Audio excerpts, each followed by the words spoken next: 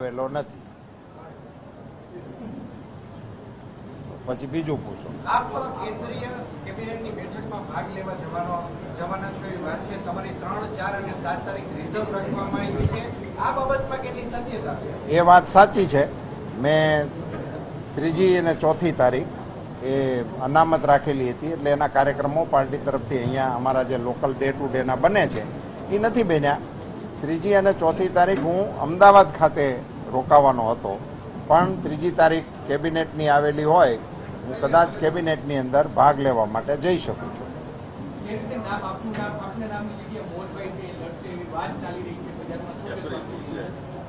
એને એ અંગે આમ મારે કશી કોમેન્ટ ના કરાય. પાર્ટીના ઉમેદવારોને પસંદ કરવાના અધિકારો પાર્ટીની પાર્લામેન્ટરી બોર્ડને છે. એની અંદર ફેરફારો કરવાના અધિકારો પણ પાર્લામેન્ટરી બોર્ડને છે. એ અહીંયા કોઈ અટકળો કરવાની ના હોય, કોઈ એના અધિકૃત વક્તવ્યો સિવાયની વાતોમાં ક્યાંય ફેલાવવું ન જોઈએ. ને આજ 1 તારીખ છે, એટલે એમાં આજે તો પડવું જ ન જોઈએ. પરસોત્તમભાઈ, એક વાત એવી પણ ચાલી રહી છે કે મોહનભાઈ છે આપણા ડમી ઉમેદવાર તરીકે એમનું ફોર્મ ભરાઈ શકે એમ છે. જે ભરાઈ શકે એવું નથી, નિશ્ચિત જ છે. એ જ આપણી પાસે માંગીએ છીએ. મોહનભાઈનું ડમી ઉમેદવારી તરીકે ભરવાનું ડે ફર્સ્ટથી નક્કી કરેલું છે. એટલા માટે એમને નો ડ્યુ સર્ટિફિકેટ કઢાવી એની વિધિ તો કરવી પડે. આ બધી વાતો એટલા માટે ચાલી છે ક્ષત્રિય સમાજની માંગ છે કે તમારું નામ છે તે રદ કરવું જોઈએ. આ કઈ વિવાદને લઈને તમારું સ્ટેન્ડ શું છે, શું કહેશો તમે? નહીં, એમાં મેં તો મારું સ્ટેન્ડ ડે ફર્સ્ટ ક્લિયર કરી દીધું હતું. મારીથી જે શાબ્દિક ભૂલ થઈ હતી, મેં એની માફી મીડિયાથી પણ માગી લીધી હતી અને ક્ષત્રિય સંમેલનની અંદર જઈને રૂબરૂ પણ માગી લીધી હતી. એ વિષય મારી દ્રષ્ટિએ પૂરો થઈ ગયેલો છે અને મને ક્ષત્રિય સમાજના આગેવાનોએ પણ આ અંગે હૈયાધારણ આપેલી હતી. અને એ વિષયને લઈને એમણે મારી પાસે માંગણીઓ ના કરી હોય, એમણે પાર્ટી સામે માંગણીઓ રાખી હોય. એ સમાજ અને પાર્ટી વચ્ચેનો વિષય છે, એમાં હું કંઈ કોમેન્ટ કરી અને વધારાનું કશું કરવાના મતનો નથી. સમાજના અન્ય આગેવાનોનું એવું કહેવું છે કે એ સંમેલન માત્ર ભાજપના ક્ષત્રિય આગેવાનોનું હતું, તમામ ક્ષત્રિય આગેવાનોનું. એ એમના નિવેદનો છે. મેં કહ્યું ને કે એ વિષય હવે મારે વધારે કોમેન્ટ કરીને એ વિષયમાં હું કશું કહેવાના મતનો નથી. રૂપાલા સાહેબ સામે 6 કે 7 તારીખે 5 લાખ ક્ષત્રિય સમાજ રાજકોટમાં એકત્ર થઈને જાહેર સભા કરે. એ વિષય તમારી જાણકારીનો છે, મારી જાણકારીમાં એવું કશું છે નહીં. એ સમાજોને પોતાની વાત કરવાના પણ અધિકારો હોય છે અને વિપક્ષને પણ આ બધી પ્રવૃત્તિ કરવાના અધિકારો હોય છે. તો બધું રૂપાલા સાહેબે ગોંડલની અંદરથી જાહેર મંચ ઉપર કહ્યું હતું કે ક્ષત્રિય સમાજની જે નારાજગી છે તે હું માનું છું, પરંતુ જો ભોગવવાનું થશે તો પાર્ટીને નહીં, મારી અંગત રીતે ભોગવવાનું થશે. એ આજે હું માનું છું, આજે માનું છું. ક્ષતિ મારી છે તો એની કંઈ થવું જોઈએ, મને થવું જોઈએ. પાર્ટી ઉમેદવાર બદલવાની વાત કરશે. રૂપાલા સાહેબ સમાજનું દેશભરમાં અને ગુજરાત રાજ્યની અંદર વિરોધ જે છે તે દિવસે ને દિવસે વધી રહ્યો છે. શું તમે કઈ રીતે જોઈએ? અમે એને માટે એ સમાધાન થઈ જાય, ક્ષત્રિય સમાજની લાગણીને જે કહાણી હોય તો એટલા માટે તો મેં માફી માંગી છે. અને એ સમાજને એ છાત્ર ધર્મ પ્રમાણે એ માફી આપી દે એ પ્રકારની વાતો અમે કરી રહ્યા છીએ, એનો પણ કરી રહ્યા. રૂપાલા સાહેબ ખાસ તો સિનિયર આગેવાનો અને વેગ આપી રહ્યા છે એવી ચર્ચા. એવું મારા માટે કોઈના માટે કહેવું એ યોગ્ય નથી અને કોઈ આવી પ્રવૃત્તિ કરતા પણ ના હોય અને કોઈની સામે એવી આંગળીઓ ચીંધવાનું કોઈ કારણ નથી. આપની રદ નહીં થાય તો ક્ષત્રિય સમાજ એવી સ્થિતિ ઉચ્ચારી છે કે આખા રાજ્યભરમાં ક્ષત્રિય સમાજના મતો છે તે ભાજપને નહીં મળે, તો આપના લીધે ભાજપને જો આખા રાજ્યમાં નુકસાન થતું હોય તો આપ આગળ શું કરશો? મેં મારે જે કરવાનું હતું એ કહી દીધું છે અને કરી પણ લીધું છે. રૂપાલા સાહેબ પાર્ટી કદાચ એમ કહેશે કે ઉમેદવાર બદલવાની છે તો એ પાર્ટીની અને મારી વચ્ચેનો વિષય, પણ એ પાર્ટીને સાહેબનું સ્ટેન્ડ શું? પણ એ પાર્ટીની મારી વચ્ચે રહેવા દો ને.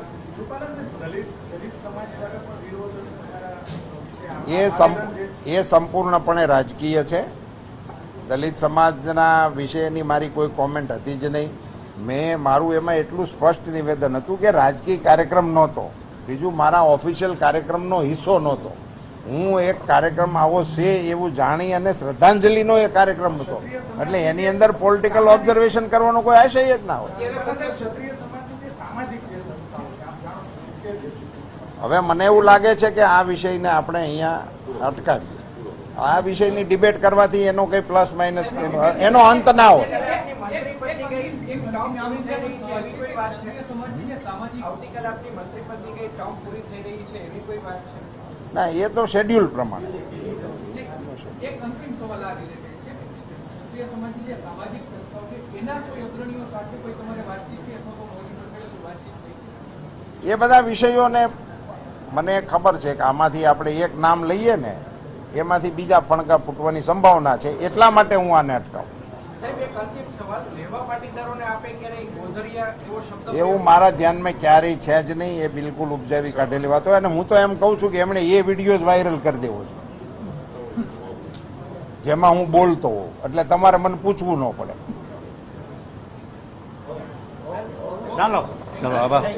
એક બીજું હવે તમને પૂછ્યું કે તું શું તે આટલી બધી ધમાલ હાલતી હતી? પહેલા સવાલ કર્યો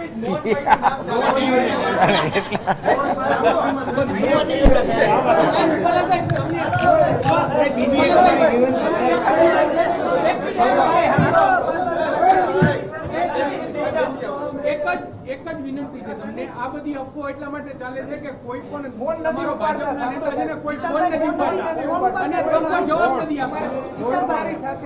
તમારા પીએ કે કોઈ હોય ને કોઈ ફોન ઉપર અમને એ વ્યવસ્થા કરજો.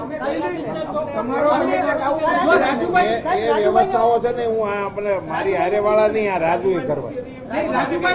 રાજુભાઈ આવીને બાઇટ આપી દીધી. જ્યાં સુધી બાઇટ નહોતા આપતા ત્યાં સુધી સમાચાર ચાલે. એમને બાઇટ આપી એટલે સમાચાર પૂરા થાય. કોઈ બોલે તો અમને ખબર પડે. એટલે એ આને જ બોલવાનું. આપણે એમને વાત કરી દીધી.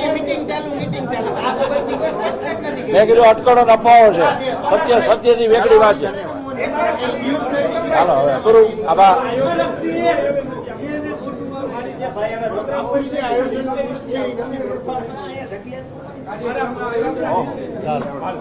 અમારે કઈ અમને નુકસાન છે. કોમ્યુનિકેટ અમે કરીએ તમે છાપશો. ના પાડે છે, આવતા જ છાપા માટે બની જાય છે. આભાર, ખૂબ ખૂબ આભાર. Thank you. તો આ તરફ રાજકોટમાં બેઠક બાદ પરસોત્તમ રૂપાલાની જે ઉમેદવારીને લઈને જે અટકળો ચાલતી હતી તેને લઈને હવે તેઓએ જાતે આવીને સ્પષ્ટતા કરી છે અને તેઓએ કહ્યું છે કે નિવેદન આપતા કે મારી જે ભૂલ હતી તે બદલ મેં માફી માંગી લીધી છે અને અમે આ સમગ્ર મામલો છે તે થાળે પાડવાનો પ્રયાસ પણ કરી રહ્યા છે, તેની ચર્ચા પણ ચાલી રહી છે.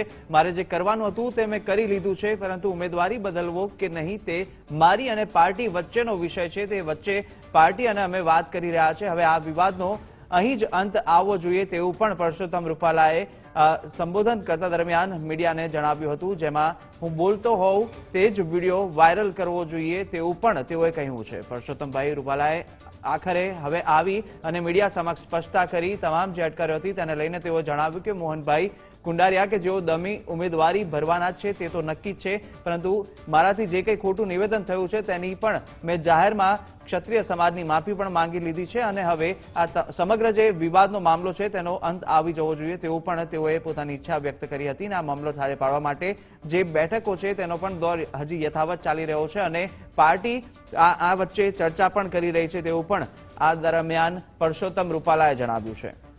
તો જે તમામ અટકળો હતી આજે સવારથી જ લઈને કે જ્યારે જે ઉમેદવાર છે તે રાજકોટને લઈને બદલવાની જે વાર્તાઓ ચાલતી હતી તેને લઈને આખરે આ વિવાદનો અંત આવવો જોઈએ તેવું પરસોત્તમ રૂપાલાએ જણાવ્યું છે અને પરસોત્તમ રૂપાલાએ સમગ્ર ઉમેદવાર બદલવાની અટકળો વચ્ચે આવી અને સ્પષ્ટતા કરતા કહ્યું કે હું ઉમેદવાર તરીકે હજી યથાવત છું. પછી બીજું પૂછો. આપ કેન્દ્રીય કેબિનેટની બેઠકમાં ભાગ લેવા જવાના છો એવી વાત છે. તમારી 3, 4 અને 7 તારીખ રિઝર્વ રાખવામાં આવી છે. આ બાબતમાં કેટલી સત્યતા છે? એ વાત સાચી છે. મેં 3જી અને 4થી તારીખ એ અનામત રાખેલી હતી, એટલે એના કાર્યક્રમો પાર્ટી તરફથી અહીંયા અમારા જે લોકલ ડે ટુ ડેના બને છે એ નથી બન્યા. 3જી અને 4થી તારીખ હું અમદાવાદ ખાતે રોકાવાનો હતો, પણ 3જી તારીખ કેબિનેટની આવેલી હોય, હું કદાચ કેબિનેટની અંદર ભાગ લેવા માટે જઈ શકું છું.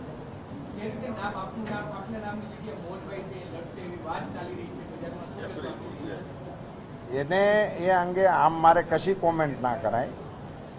પાર્ટીના ઉમેદવારોને પસંદ કરવાના અધિકારો પાર્ટીની પાર્લામેન્ટરી બોર્ડને છે, એની અંદર ફેરફારો કરવાના અધિકારો પણ પાર્લામેન્ટરી બોર્ડને છે.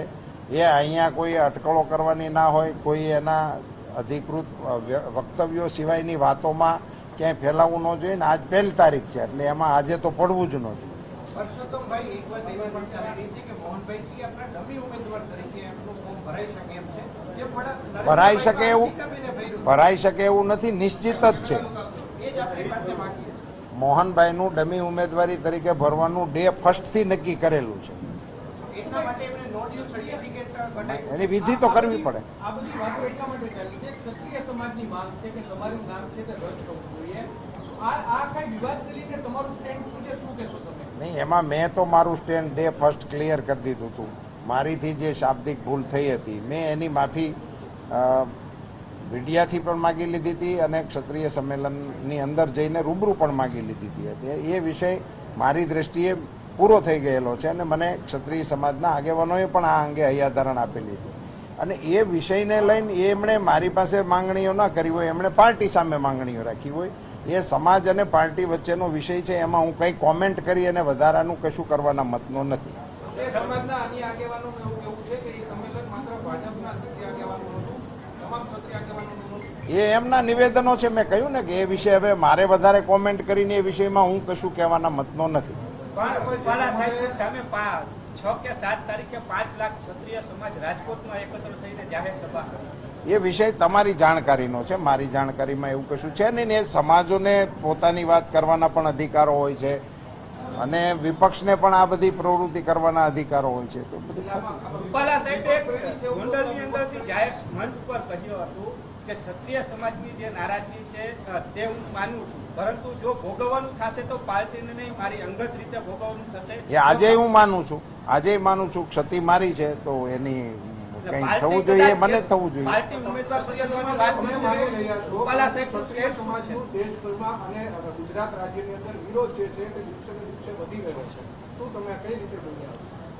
અમે એને માટે એ સમાધાન થઈ જાય, ક્ષત્રિય સમાજની લાગણીને જે કવાણી હોય તો એટલા માટે તો મેં માફી માંગી છે અને એ સમાજને એ ક્ષાત્ર ધર્મ પ્રમાણે એ માફી આપી દે એ પ્રકારની વાતો અમે કરી રહ્યા છીએ અને અમારા આગેવાનો પણ કરી રહ્યા રૂપાલા સાહેબ ખાસ તો ક્યાંક સિનિયર આગેવાનો અને વેગ આપી રહ્યા છે એવી ચર્ચા.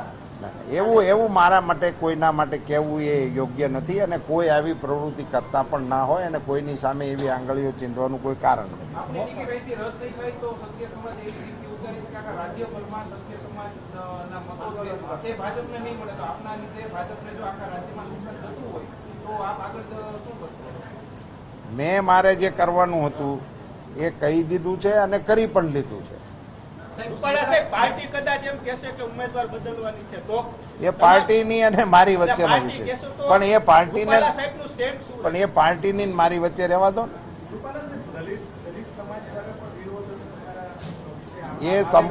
એ સંપૂર્ણપણે રાજકીય છે. દલિત સમાજના વિષયની મારી કોઈ કોમેન્ટ હતી જ નહીં. મેં મારું એમાં એટલું સ્પષ્ટ નિવેદન હતું કે રાજકીય કાર્યક્રમ નહોતો, બીજું મારા ઓફિશિયલ કાર્યક્રમનો હિસ્સો નહોતો.